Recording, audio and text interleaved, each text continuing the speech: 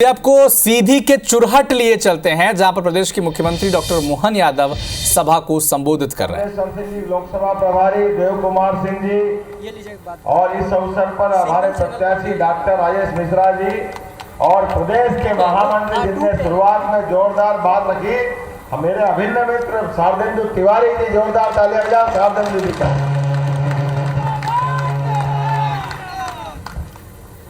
ये इंद्र से पता नहीं क्या भगवान की 5000 साल पुरानी हमारी कोई मित्रता है या पता नहीं क्या कारण है। यहाँ कई गोपाल कृष्ण वाले खड़े रह के इंद्र अपनी अलग उपस्थिति दिखाते हैं। बोलो गोपाल कृष्ण भगवान की। हमारे लिए परमात्मा की कोई लीला है। बड़ा अच्छा लग रहा था। मैं अभी यहाँ आया और आने के बाद कुछ मित्र टोपी लगा के दिखे और टोपी में उसमें मयूर पंख भी थे और मयूर पंख देख के ऐसा आत्मा गदगद हो गई, सबको प्रणाम करने की इच्छा हो रही, सबको धन्यवाद देने की इच्छा है। भगवान गोपाल कृष्ण के कई रूप में कई कारणों से उनको अलग अलग देखा जाना जाता, लेकिन गोपाल कृष्ण की एक सबसे बड़ी विशेषता,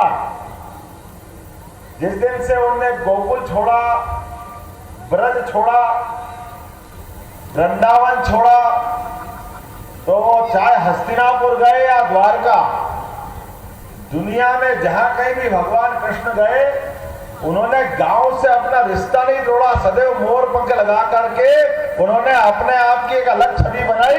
ये गांव से रिश्ता जोड़ने का जो महत्व है, जोरदार ताली बजा के बोलो गोपाल कृष्ण भगवान की। मैं इसको कारण से भी बुलवा रहा हूं। यशस्वी प्रधानमंत्री नरेंद्र मोदी जी के लिए जोरदार अभिनंदन करो। मोदी जी के लिए खास कर एक बार आपने वोट दिया मोदी जी के लिए 2014 में, तो हमने देखा मोदी जी का वोट देने का क्या महत्व है। मोदी जी की सरकार के पहले सीमाओं पे आतंकवादी तो छोड़ो, हमारे सैनिकों के सर काट करके पड़ोस के दुश्मन ले जाते थे, कोई हिसाब किताब चुकता नहीं कर सकता था। डर के मारे मनमोहन सिंह की सरकार बोलती नहीं थी।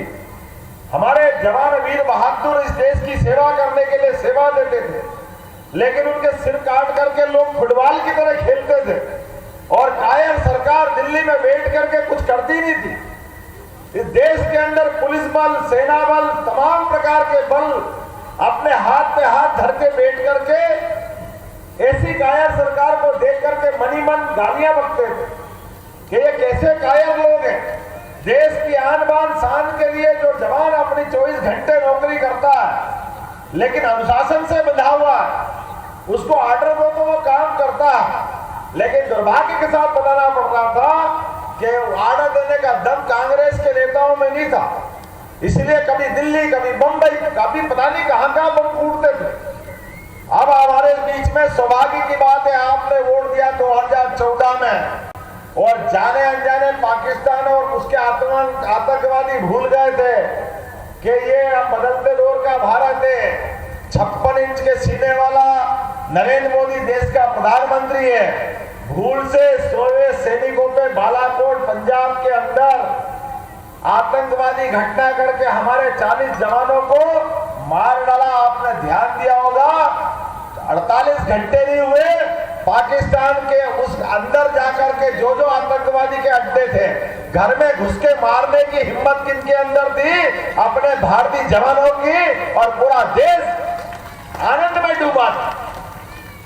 देश का स्वाभिमान सोया हुआ जागा और एक बार नहीं, दो बार, एक बार सड़क मार्ग से, एक बार हवाई मार्ग से ऐसा मारा कि पाकिस्तान की आज ऐसी हालत हो गई कि कहीं भूल से भी अपने यहाँ कोई पटाखा चल जाए तो वो बार बार हाथ जोड़ के कहता हमारा कोई लेना देना नहीं, हमको कोई लेना देना नहीं है, ये हमारी हरकत नहीं है।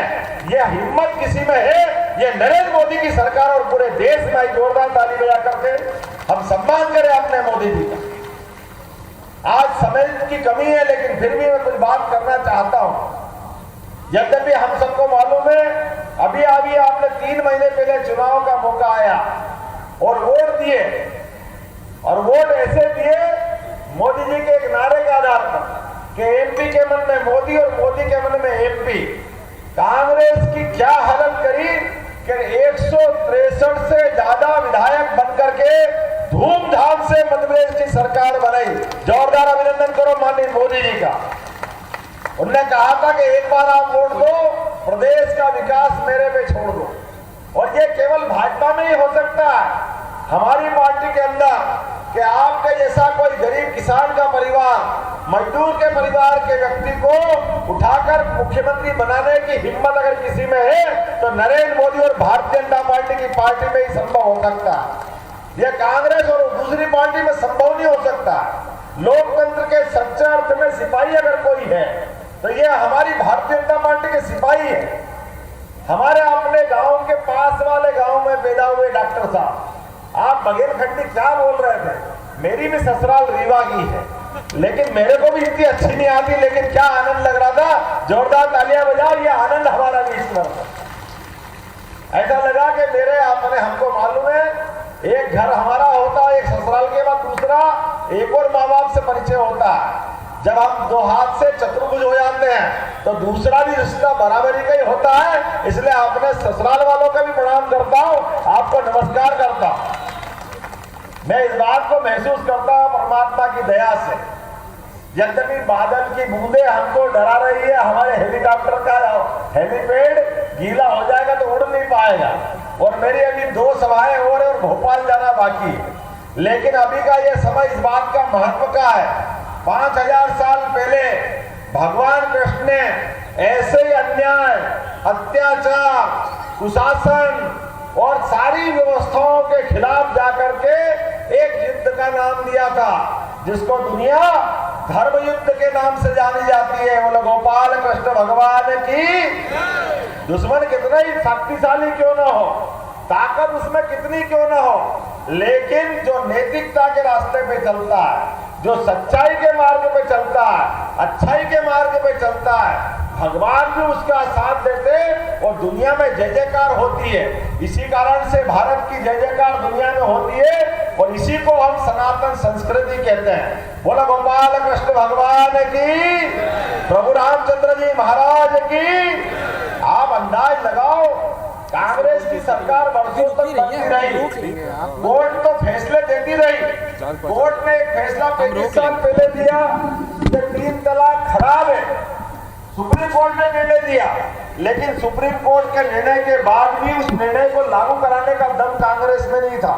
कांग्रेस ने हिंदू मुसलमान के चश्मे से देखा और दुष्परिणाम क्या आया? 3 तलाक में जो सुप्रीम कोर्ट ने निर्णय दिया वो पूरा निर्णय बदल दिया।